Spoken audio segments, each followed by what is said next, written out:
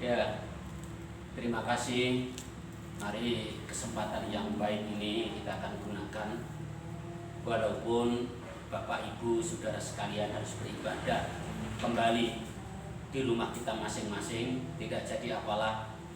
Yang jelas Tuhan hadir, di mana kalau saudara bersekutu dan percaya Tuhan ada di tengah-tengah saudara.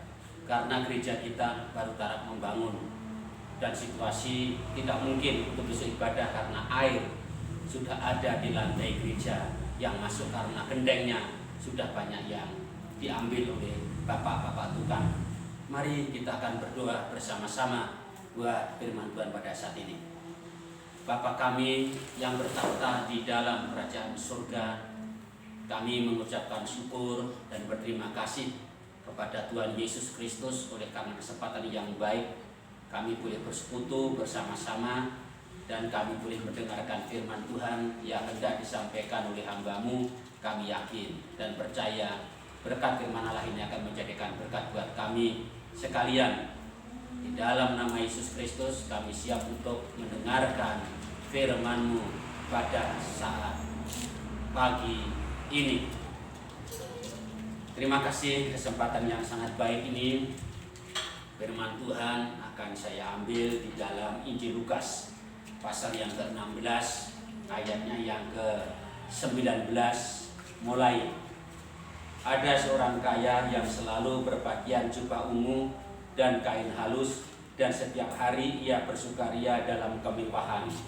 Dan ada seorang pengemis bernama Lazarus, badannya penuh dengan borok, berbaring dekat pintu rumah orang kaya itu dan ingin menghilangkan laparnya dengan apa yang jatuh dari meja orang kaya itu. Malahan anjing-anjing datang dan menjilat boroknya. Kemudian matilah orang miskin itu, lalu dibawa oleh malaikat-malaikat ke pangkuan Abraham. Orang kaya itu juga mati, lalu dikubur. Dan sementara ia menderita sengsara di dalam maut, ia memandang ke atas, dan dari jauh dilihatnya lah Abraham dan Lazarus duduk di pangkuannya. Sampai di sini, tapi lainnya bisa saudara baca sendiri-sendiri. Bapak Ibu Saudara sekalian, saya pikir kita semua sudah mengerti tentang kisah siapa Lazarus ini dan siapalah orang kaya ini. Disinilah rupa-rupanya Bapak Ibu sekalian akan memberikan dampak satu contoh dan teladan mana-mana yang perlu kita lakukan dan mana-mana yang tidak perlu kita lakukan. Di mana Bapak Ibu Saudara sekalian, kalau kita sudah membaca di sini tadi bahwa ada seorang yang tidak asing lagi dikenal dengan sebutan nama Lazarus. Dia adalah seorang yang betul-betul berjuang di dalam meniti kehidupan, untuk mencapai kehidupan, untuk mempertahankan kehidupan. Dia harus mengalami jatuh bangun dan kehidupan yang begitu super sulit. Ya.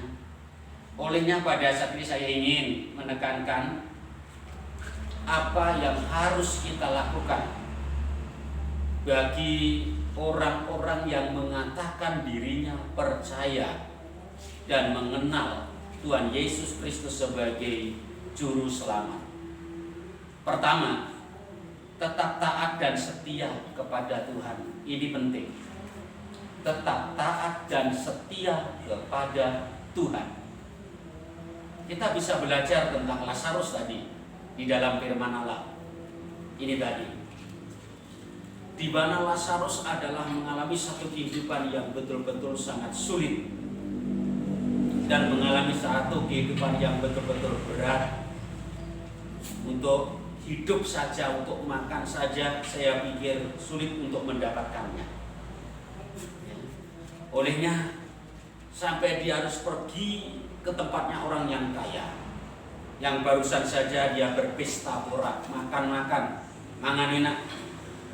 Dan disitulah kita bisa belajar di sini bahwa tetap taat dan setia kepada Tuhan itu satu hal yang sangat penting. Apalagi situasi sekarang ini. Ya, situasi sekarang ini sulit. Kita dihantaui dengan ketakutan-ketakutan Kadang-kadang kita dihantui dengan problem permasalahan yang begitu berat. Bahkan kadang-kadang kita cenderung untuk tidak taat, cenderung untuk menjauh dari Tuhan. Ini yang perlu kita renungkan. Kalau kita cenderung sedikit demi sedikit kita menjauh dari Tuhan, berarti kita mati suri. Lama-lama kita akan mengalami kematian rohani. Sekalipun keadaan yang tak memungkinkan bagi Lazarus tadi, tetapi dia tetap berharap kepada Tuhan dengan tetap taat dan setia. Walaupun sulit, dia tetap berharap. Walaupun sulit, Lazarus tetap taat kepada Tuhan. Bahkan lebih setia kepada Tuhan, karena Tuhan bagi Lazarus adalah hal yang paling utama dan yang terutama. Ini satu ungkapan bagi seorang yang mengalami kehidupan yang sulit, kehidupan yang super berat, tetapi dia masih bisa memiliki satu pola pikir Tuhan adalah yang utama dan yang terutama. Ini kata-kata yang sulit. Banyak orang yang percaya kepada Tuhan kadang-kadang lengah di sini ini. Jadi dia tetap memiliki perkataan iman, si Lazarus itu. Perkataan iman dan punya keyakinan. Olehnya dia tidak mau menjual dirinya. Dia tetap bergantung, bahkan dia tetap percaya, bahkan dia tetap mengikut Yesus walaupun kondisinya sulit, tidak memandang gebyarnya keindahan dunia ini. Banyak orang-orang yang karena melihat keindahan dunia ini, banyak orang-orang hanya melihat keindahan harta benda, kekayaan, fasilitas, jabatan, mungkin juga hal-hal pernikahan juga banyak orang-orang yang meninggalkan Yesus. Olehnya mari pada saat ini, apakah kita sebagai orang-orang yang mengaku Yesus sebagai juru selamat dikategorikan seorang yang taat? Atau sebaliknya kita adalah seorang yang mengingkari dan meninggalkan Yesus? Coba kita akan renungkan kembali dalam hal ini. Lalu yang kedua adalah milikilah belas kasihan kepada orang yang membutuhkan pertolongan. Jangan seperti orang yang kaya yang tertulis di dalam Injil Lukas pasal yang ke-16 ayat yang ke-19 kita baca tadi. Orang yang kaya di dalam firman Allah ini tadi hanya memikirkan dirinya sendiri, hanya mencari nama pujian kepada orang lain, mengundang kiri kanan orang-orang yang terpandang, tetapi mengabaikan orang yang miskin, mengabaikan orang yang membutuhkan, mengabaikan orang yang kekurangan, mengabaikan orang yang kelaparan. Contoh dalam firman Allah ini tadi jelas. Pada saat ada seorang yang miskin, dia datang ke rumah orang kaya. Dia tidak memungut atau mengambil bekas-bekas, mungkin potongan orang yang baru makan enak dan pesta di situ. Kenyataannya orang yang kaya tadi dikategorikan orang yang barusan saja mengadakan pesta, bisa makan-makan, mengundang orang-orang yang terkenal, tetapi dia mengabaikan orang yang miskin yang datang ke situ. Tidak tergerak hatinya, tidak ada belas kasihan hatinya, dan tidak ada tindakan untuk menolong, apalagi berbuat, tidak ada. Olehnya mari pada saat ini jangan tutup mata dan hati kita. Ketika kita terima segala yang baik, alirkanlah kepada orang-orang yang membutuhkannya. Sekali lagi, perhatikan di sini. Ketika kita terima segala sesuatu yang baik, alirkanlah kepada orang-orang yang membutuhkannya. Ini satu kesempatan. Alirkanlah kepada orang-orang yang membutuhkannya, dan alirkanlah kepada pembangunan gereja yang saat ini sedang dibangun. Gereja kita adalah butuh dana, penyelesaian untuk atap, penyelesaian untuk lantai, penyelesaian untuk ngelepok. Mari kita akan berjuang. Mari kita akan mengalirkan apa yang kita dapat, seberapa yang kita punya. Saya yakin apa yang kita berikan kepada Tuhan, catat di sini, tidak akan membuat kita miskin. Justru kalau kita memberi buat pelayanan pekerjaan Tuhan, memperhatikan orang-orang yang membutuhkannya, memperhatikan pembangunan gereja, ini akan membuka tingkat-tingkat berkat buat kehidupan kita semua. Mari jangan kita biarkan gereja kita berantakan. Biarlah gereja kita menjadi gereja yang baik sehingga nama Tuhan dipermuliakan. Bukan nama kita, bukan nama panitia, tetapi nama Tuhan dipermuliakan.